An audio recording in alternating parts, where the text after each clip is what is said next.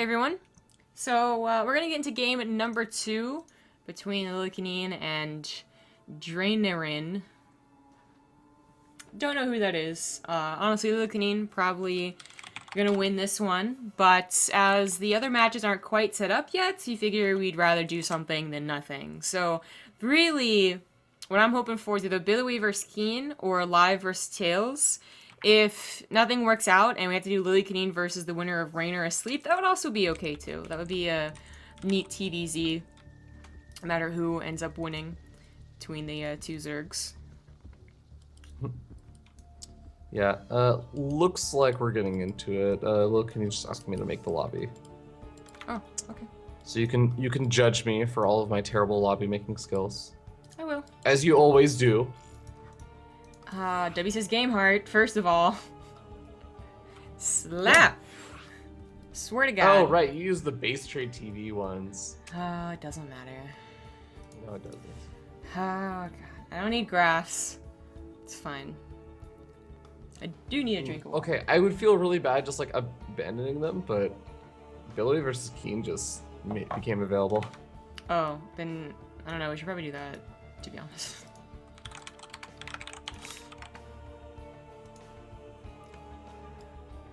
Oh, okay.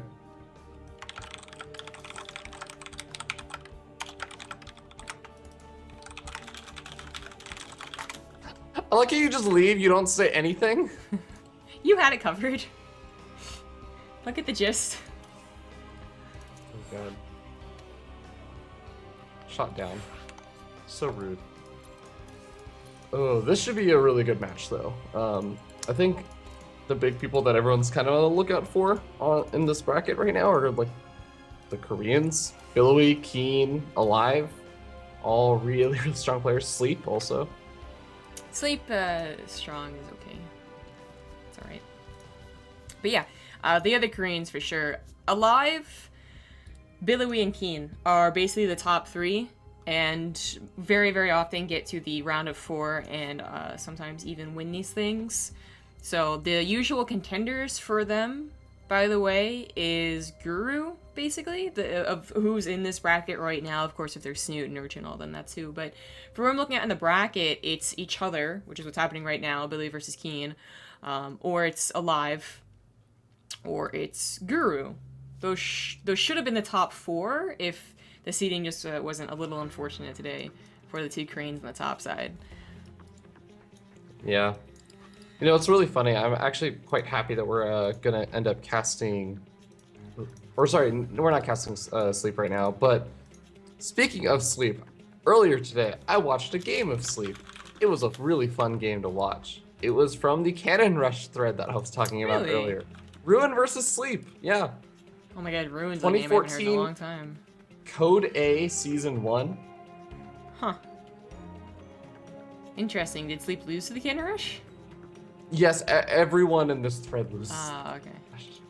Well, you know, sometimes the best Cannon Rushes are failures, so. Like, you know, was Zest in there? No, unfortunately, Zest is not in there. Is it okay to talk about that now? It's been a couple of days. Is it okay to ever talk about it, though, for people who are fans of Zest? Is that gonna be like talking about... Don't bring it up with Nancy? You mean Kat? I mean, oh, sorry, Kat, what am I talking about? Yeah. It's like, I don't know, Nancy's feelings. But yeah, basically, like, I should have looked at her Twitter. I don't know if she saw the game. But anyway, it would be like bringing up to me the Jaedong versus Haas game, which you did, so.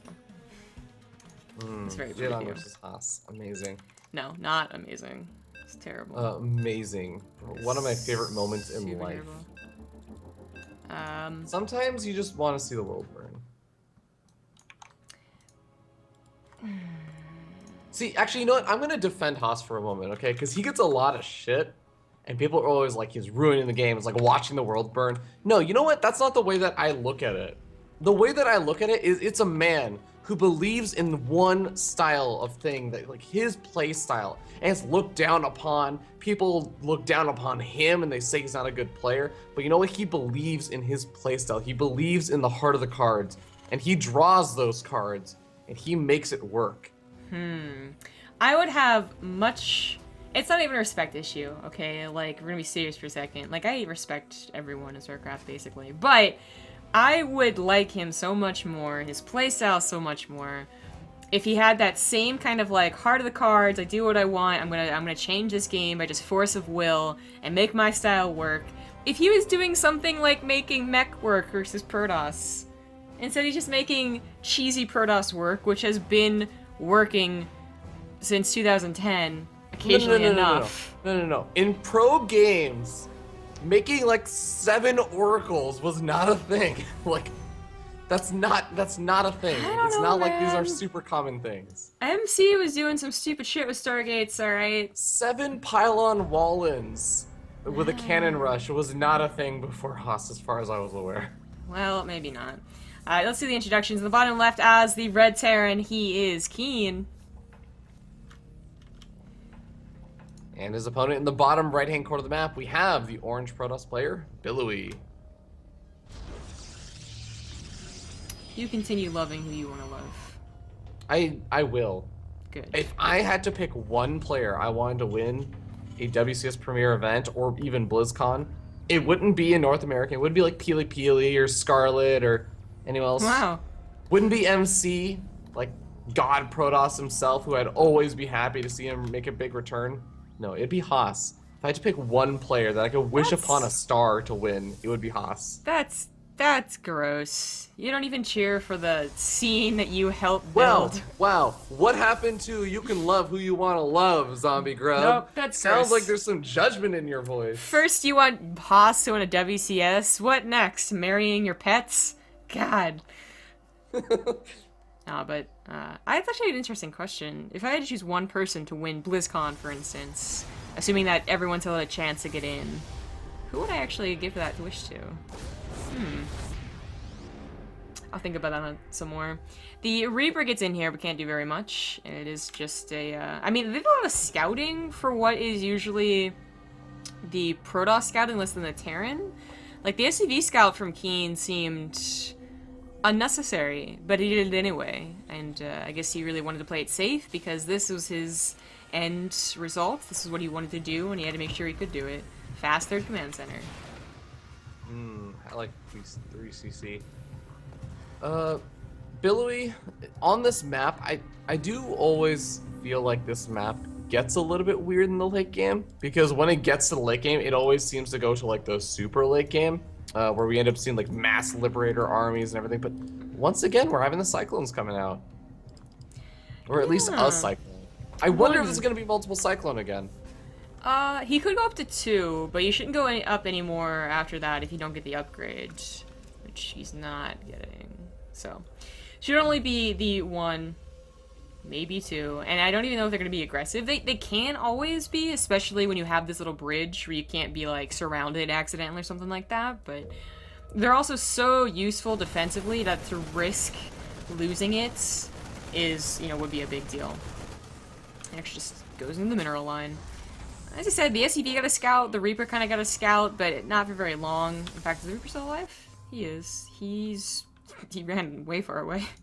He's chilling. Yeah. He defected. Yeah, apparently. Like, I ain't going back in there. I'm not that crazy. He's making a visa trip. Oh, visa hopping? Yeah, his visa running. Yeah, totally. Well, this observer will see what's up soon enough. Ideally, KeeN kills it, actually. Like, that has happened once or twice with this build. I don't think it's a main part of this build, because by now, 4.5 minutes in the game, you scout they have a third command center. Can you actually react to that? I don't really think so. Like, instead of keeping your Simpling Stalkers at home, you could go across the map and do some light harassments, but I don't think you can suddenly try and throw down 7 gateways and all in, right?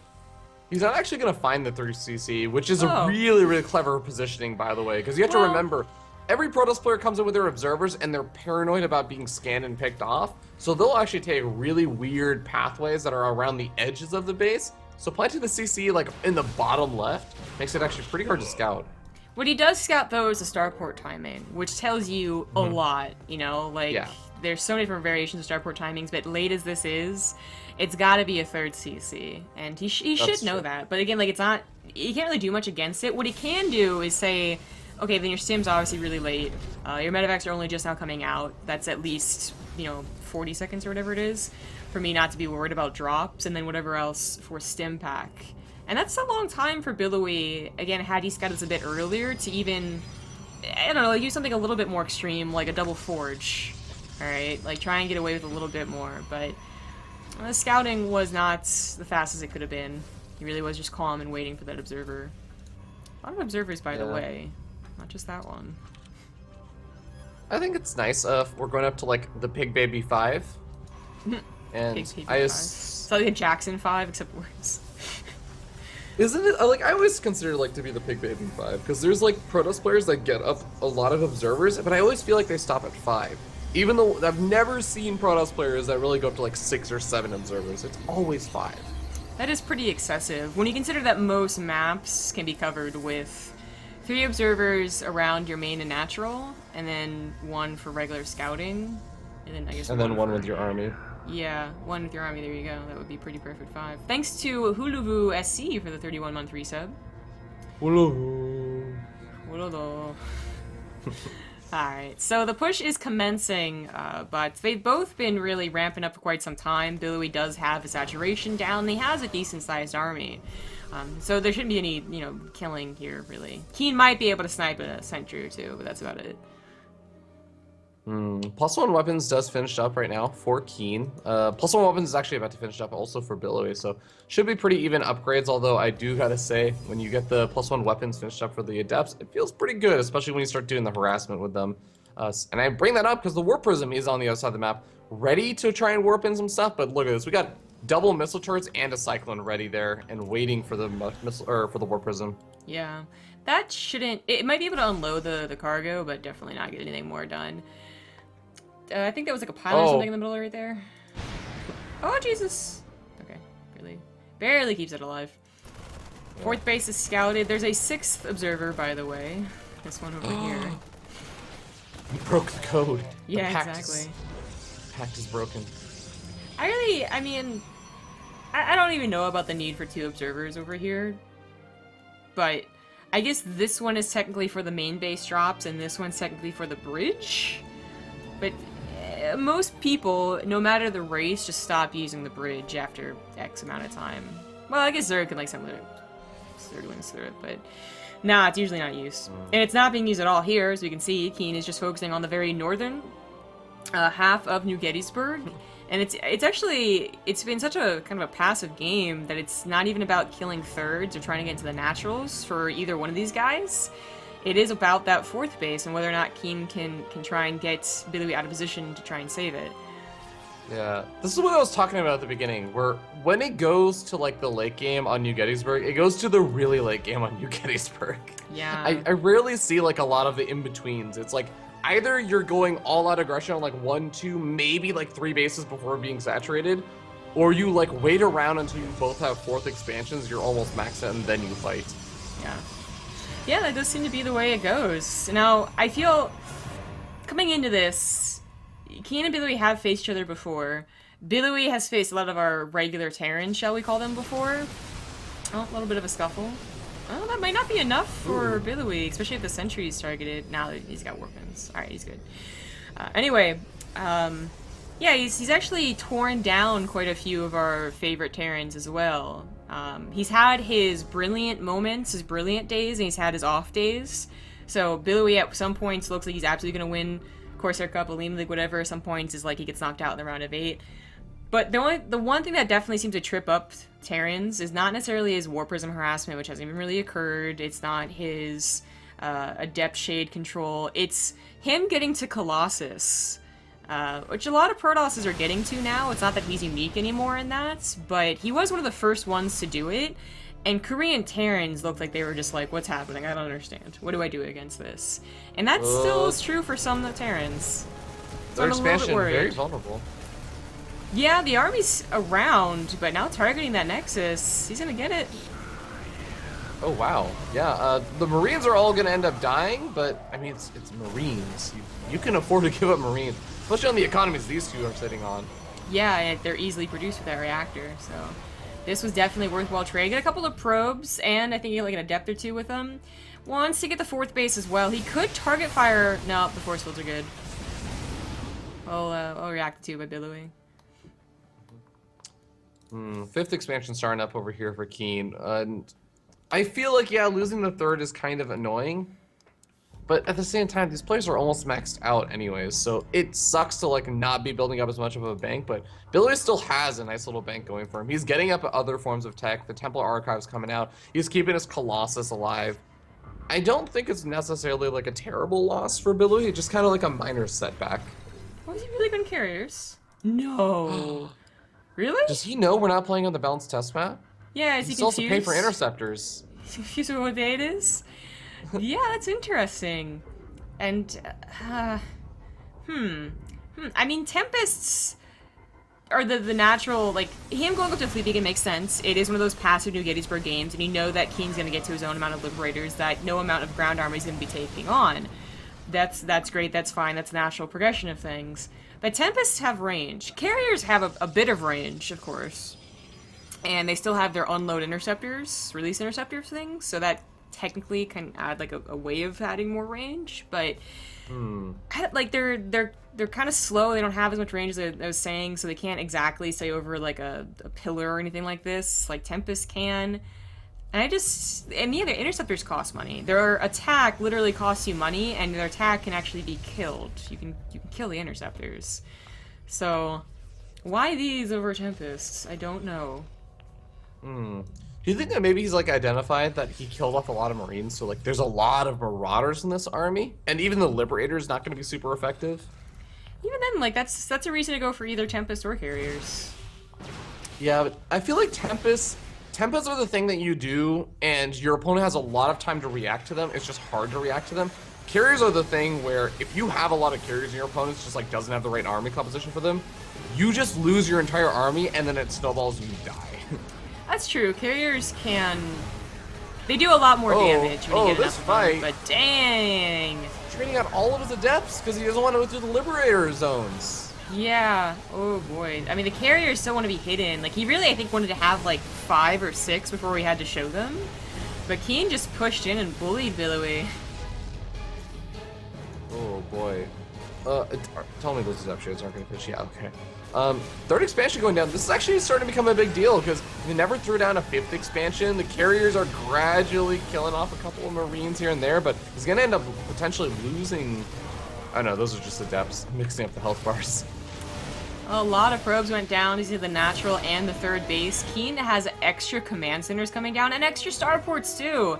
So he realizes he needs to react to the air, but Billowy has a bit of a bank. He could replace, his pylons and his nexus. He can't really continue making carriers like he wanted to.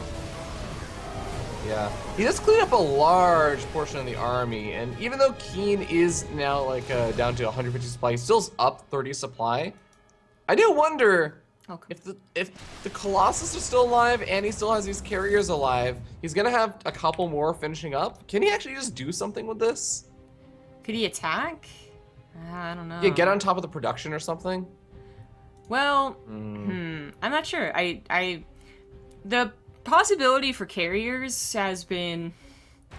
It feels like it's been great for some time. The potential for carriers has been great. Like we used them originally when they were introduced in Legacy of the Void because they were actually at the time kind of like really good, not quite OP, but like super good.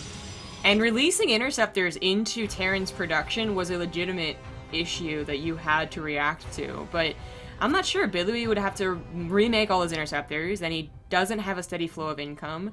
There's missile turrets, so it's not like he gets freebies for as long as he would want. I don't know. I don't think so. Well, I think I do know that it's a bit too late. Even if he tried to push out a little bit earlier on, I don't think he actually would have made it in time. He's still sitting down around 50, 60 supply, and KeeN is already maxing out. He's getting up 6 Vikings at a time. He's even getting out a Banshee just because, why not? Yeah, apparently. He's gonna go into this. The Archon's trying to do something against the air, but they just get slaughtered. Oh god. Look away, children. Look away. GG. KeeN takes game number 1. Yeah, he does. Very convincingly, but that was also... You know, it's like one of those Odd things that every choice. Protoss has to be scared of. Even if it was Tempests, you go for that so quickly and they realize you're going for it and they push in and you don't have anything to stop them, you could be dead. Like, you are investing into the future, and if they find you doing that, then you could certainly die. And that's basically what happened. But the carriers were really so... I love them, but I also don't see the point of them. Yeah, I don't know, like, the carriers are kind of a weird thing, but to me, that wasn't, like, the big deciding factor of the game. To me, it was, like, losing the third multiple times. And I think, like, Tempest wouldn't have really helped with that either. That's true. Either way, he was going to get kind of torn apart. Yeah. I guess we're waiting around for game number 2. I need to actually go really quickly. I think I heard, like, my phone going off, so I'm going to really quickly go check on that. Okay. Hashtag unprofessionalism. I'll be back in a moment. Just, end of the game then. Alright, so I'm just thinking on that game, like he'd have gone for Storm instead, but there's EMP, so that would not have been so much more helpful. KeeN has been playing pretty damn well lately, and the fearful thing about Billowy's Colossus is not just having them and getting to a late game scenario. It's like he has a couple of builds that's in around timings and pushes with the Colossus that I think are a lot scarier. But that game was so passive, I guess that this was not going to be an option for him. And Mass Liberators, I say, if you let the Terran get up to like 10 plus Liberators and you can't get to Tempests or Carriers apparently, yeah, you're in trouble. I don't remember if we said this, but thank you to the Patent for the 4-month resub.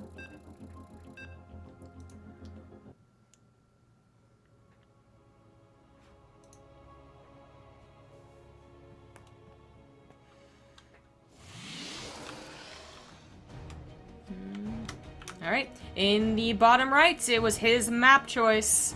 It's the orange Protoss, Billowy. In the bottom left, as the red Terran, he's KeeN. KeeN on winning.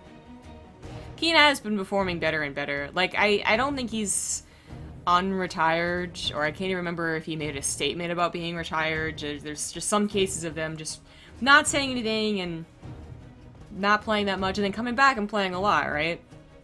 Like, I feel Bjorn never once said he was retired, and he would play the game constantly, but he wouldn't play anything public for like a year and a half, right? And then he comes back and doesn't have to make a statement, he just does well. That might be what KeeN does. I'm not saying that KeeN's up to Bjorn or anything like that, or KeeN's gonna be like the next GSL champion, but for someone who has started off being... He was one of the first guys to come back, I feel, and start playing a lot of our cups. And then Billowy showed up, and I think Tails has been around maybe as long as KeeN. But the point is, like, he's been around for a long time. He's actually grown, I feel, and gotten a lot smarter and gotten a lot better at these new changes as well. Because he was one of the first Terrans that when Billowy was doing Colossus, KeeN was like, I don't understand. How do I deal with this? And he was dying straight up. So to see him take that game, it had a lot to do with the way the game was played, you know, so passive, but it also just was KeeN not being a dummy, you know, not staying on 3 bases and trying to force an issue like he's done in the past, but, you know, actually adapting and getting to a dozen command centers and a dozen liberators. Hello, Future. Yeah. Hello. I had a really interesting conversation with someone, actually, the other day. I think it was, like, Panda Bear Me, and, like, a couple other people have also, like, told me similar things. And it's that casters oftentimes overestimate how much a player will adapt in the middle of a series. So a lot of the time, like, I know you and I, like, will think about, like, oh, you know, in game number 1, they really struggled to deal with, like, such and such, and will they, like, try and change up their composition or do something to, like, trying to adjust to the way that their opponent's playing. And I feel like a lot of players have told me, really surprisingly, like, no, you generally just go into a series, like, with a specific plan, and you just kind of try and execute it. And you don't really try and do, like, really big adjustments like that. Well, you talk to North American players, so... Ha! That's true. I'm just kidding. Oh, it's so easy to have shots fired against them. Although, to be fair, Koreans would probably have more of a reputation of adjusting less, because people always talk about how the Koreans are just, like, robots. very straight-laced, like, robots, and Yeah. here's the thing that they're going to do, and they're just going to keep executing it like a million times. No, I agree. It's actually a lot to do with the type of player as well. Like, you get players that have a reputation about being smart, and you don't just mean that everyone else is dumb, but you mean, like, they very obviously are thinking between the game and changing things up. But a lot of other players will just go with whatever their gut instinct tells them. Or Yeah, it's hard to be adaptive. It is, yeah. And what I was talking about with KeeN is not between games. This has been a process over at least 2 months, where he has gone from, like, dying to Protoss to, you know, not reacting well to the new developments of Protoss to actually being on top of things. Now, this is interesting. We just saw some, Fear, right? Yeah, it was Fear. Do a proxy robo, but had the Twilight Council and a Forge in his main base. To see Billowy hide the Twilight Council and the robo, I guess, makes a little bit more sense, because now when the scan comes down, it's gonna be like maybe there's a did I quick just get third unlucky? yeah, like, you know, it's actually going to be kind of questionable, like, what is actually happening here, unless he sees the gateway count, which is, of course, being hidden.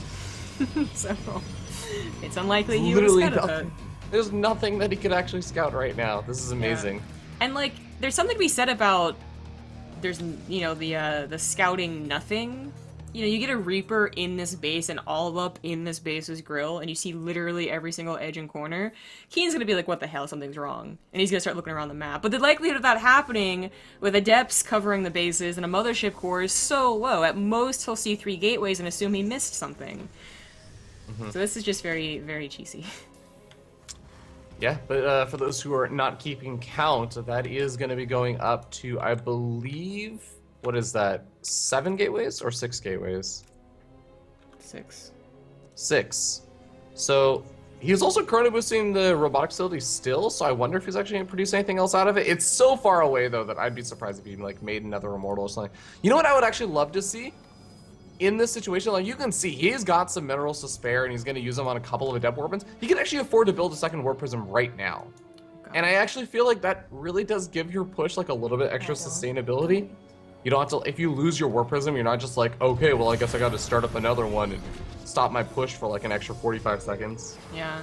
Oh, he wanted that warp prism.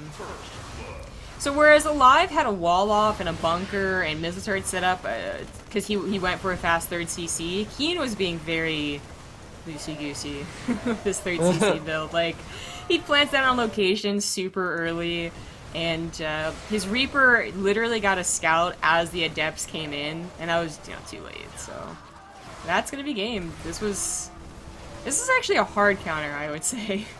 And those usually don't exist that much in StarCraft 2.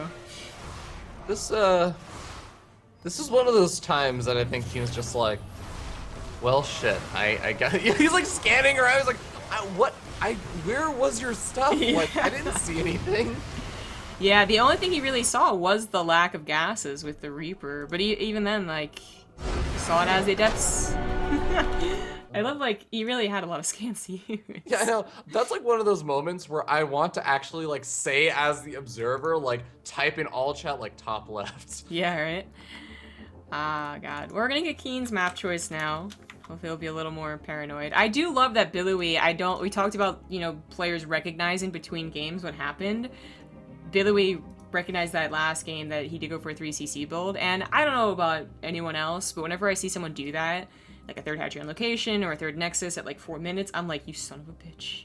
And if I could face that guy again, if it wasn't ladder, I would totally do something stupidly cheesy to get revenge. Oh yeah, I used to do that all the time actually, because I used to play in like a lot of online like really dumb events and everything, get knocked out super quickly. But whenever I would face a Terran player, like this is way back in the days, like early Cloud Kingdom and stuff, I would see a Terran player and I'd be like, you didn't build a bunker.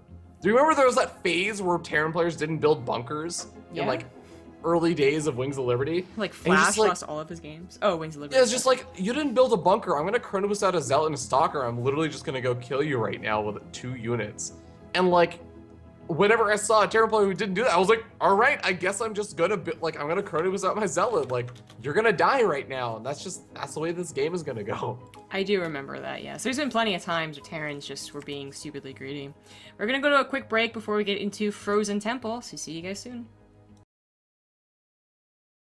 Welcome back. Thanks for watching those ads. We're getting into the last game of this series. It's Frozen Temple, and in the bottom right, as the Red Terran, he's KeeN. And in the top left, we have the orange Protoss player. It's Billowy. Thank you to Frankenfurter for the 8-month resub. We already have Guru in the semifinals, and of course the winner of this will advance on to the other half of the semifinals. Yeah, Guru is going to end up playing versus the winner of Sleep versus... Oh, sorry, not Sleep. Tails versus Alive, and the winner of Sleep versus Lilicanine will go on to face off versus the winner of this series. Yep, which, that could go both ways. Sleep, as I kind of briefly mentioned, he's not really looking that great at all.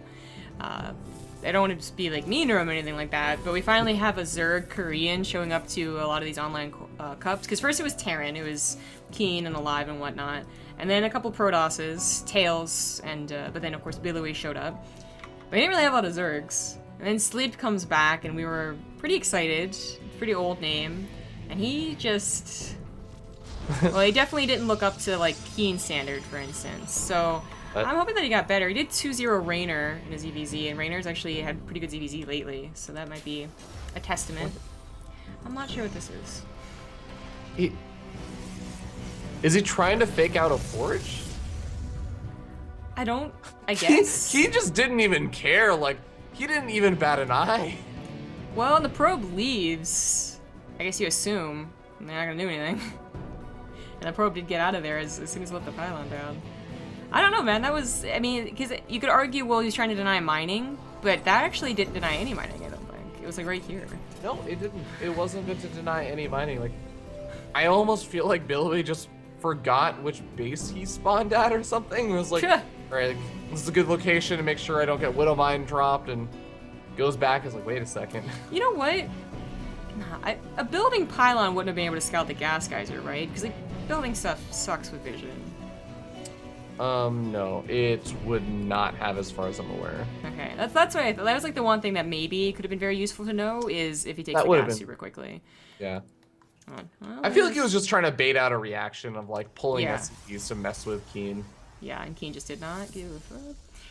Another proxy. You'll see what type this is, though. So the scout did leave right after that pylon was put down, which is kind of funny. And it did not see that it's going to be a 3-Rax build.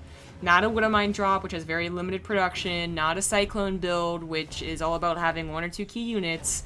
It's triple Rax, which gives you fast... okay, I was going to say faster stim, but actually, in this case, faster Marauder slow, apparently. But more importantly, just a lot of units, which can be very surprising. I feel like I see this build fairly often on Frozen Temple specifically, because it's the shortest map base to base. It's not big. Did you know that Marauders don't shoot up? Well, they should. I mean, I always knew they didn't, so... Yeah, but there's the proxy target coming out, like... And no stim is going to be on the way, like no combat shield is going to be on the way. This could legitimately do some damage if KeeN is about to move out. And he can't really even rely on reinforcements, because at least one of the reinforcements that's going to be coming out is going to be a Marauder that can actually help out at all versus the Oracle. Yeah, it could be 6 Marines, but they have to be in the right location and they have to stop rallying. And they're rallying, so this... What's funny, though, is, yeah, I was going to say, if Bidlers have a pylon, or Mothership Core, he doesn't have Mothership Core, but if the pylon wasn't there, he's also going to lose a lot of probes. One pylon's not going to be enough, especially since there is a Marauder in the mix. Yeah, and the Mothership Core is not in position to immediately overcharge it, and it's still building, so things are going to get interesting. Well, we got a bunker going down. I think the Billowy immediately recognizes, yeah, just pull the probes up to the main base, save as many as you can. Mothership Core wants to be a bit careful. He probably wants to plant down a pylon at the top of the ramp or something, but I don't think he's going to have time for it. Oracle also manages to just immediately trash the main mineral line. Oh, but he's going after the tech lab building stim. I don't think that was on purpose. He only had like 0... Well, now he has 0 energy. Like, he would definitely not be able to kill an entire tech lab. That might have been a mistake. Like, 9 SEVs is not nearly as devastating, especially because KeeN got 6 of his own. Oh, and that pylon. Oh, no, boy. That Immortal could have been a game changer, but now he has to pull the probes, and I don't think this is actually going to be enough to clean up. I don't think so. The Adepts are, you know, mind you, so slow, they don't have any upgrades. Like, GG. What a funny game. So that happened. that did happen. And, I'm not saying one pylon at the front would have made a difference. 2 pylons at the front would have made a huge difference, overcharged, but that was a game of no scouting from either one, and it just went in favor of KeeN. I mean, I can kind of understand the lack of pylon at the front because he had 2 pylons on his main base just to cover versus like any sort of other weird things that could have come out, like a drop or something. If it wasn't a 3 racks, if it was like a 1-1-1 or something, and there's a Widow Mine coming out, you want to make sure you have a pylon over there and you can use like gateway units at the natural. And like he went for the proxy also, so like he's missing an extra pylon that he would have normally thrown down. So I can kind of understand that. But yeah, that was just really, really weird. I really wish that immediately, as soon as he saw that push coming in, he had started throwing down pylons in his main base, like at the ramp. Yeah. Yeah, that could have been a better reaction at any point, but that's how it went, and KeeN advances to the semifinals. We are waiting for... A little cannon versus Tails, who just got out of game. A little cannon. That's what I always think of when I see his name. Yeah, live messaged me, and, oh, okay. So, we're gonna get into a live versus Tails, actually. Ooh. As that has only just started. So, see you guys in a couple minutes.